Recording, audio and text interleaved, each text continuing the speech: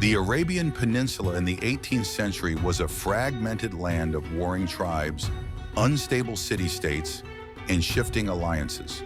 But in the heart of Najd, a small oasis town called Diriyah became the foundation of what would later evolve into modern Saudi Arabia. This transformation was led by the powerful alliance of Muhammad ibn Saud and the Islamic reformer Muhammad ibn Wahhab.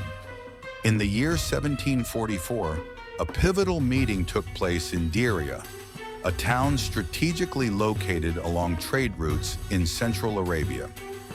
The local ruler, Muhammad ibn Saud, and the religious scholar Muhammad ibn Wahhab formed an alliance that would reshape the region. Ibn Saud provided political leadership and military power, while Ibn Wahhab provided religious legitimacy through his strict interpretation of Islam.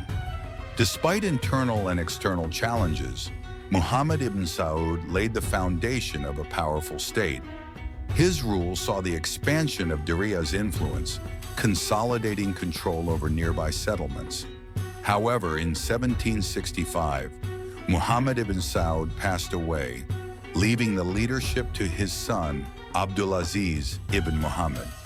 Under his rule, the first Saudi state expanded aggressively beyond Najd, unifying the scattered tribes under Wahhabi influence.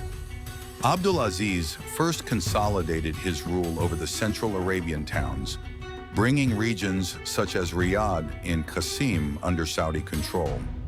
As his power grew, he turned his attention to the eastern region of Al-Hassa, where the Bani Khalid tribe held sway.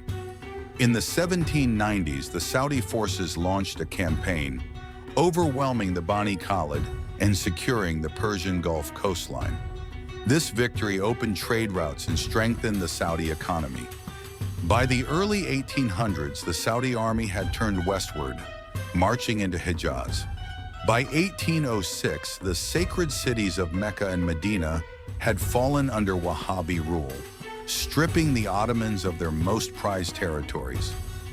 As Saudi influence grew, so did tensions with the Ottoman Empire, which viewed the expansion as a direct challenge to its authority. The first Saudi state was not just a military entity. It established a structured government. Abdulaziz ibn Muhammad ruled from Diriyah, enforcing a strict Wahhabi legal system. Judges and scholars dictated daily life, ensuring that Islamic law was upheld in every aspect.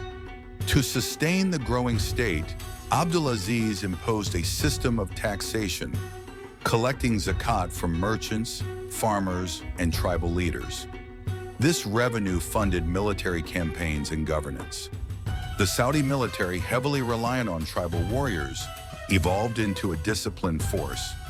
These fighters, known as Ikhwan, were loyal to the Wahhabi cause and formed the backbone of the Saudi conquests. Alarmed by the loss of Hijaz, the Ottoman Empire ordered Muhammad Ali of Egypt to launch a military expedition against the Saudis. In 1811, Egyptian troops, led by Ottoman Pasha, landed in Hijaz, slowly reclaiming Mecca and Medina. By 1816, Ibrahim Pasha, son of Muhammad Ali, advanced deep into Najd. His forces besieged Diriyah, leading to a prolonged conflict that tested the resilience of the Saudi defenders. In 1818, after a brutal siege, Diriyah fell. Abdullah ibn Saud, the last ruler, was taken to Istanbul, where he was executed. The first Saudi state had collapsed. The fall of Diriyah was not the end, but rather a chapter in the ongoing history of the Arabian Peninsula. The Wahhabi movement had permanently altered the political and religious landscape of Arabia.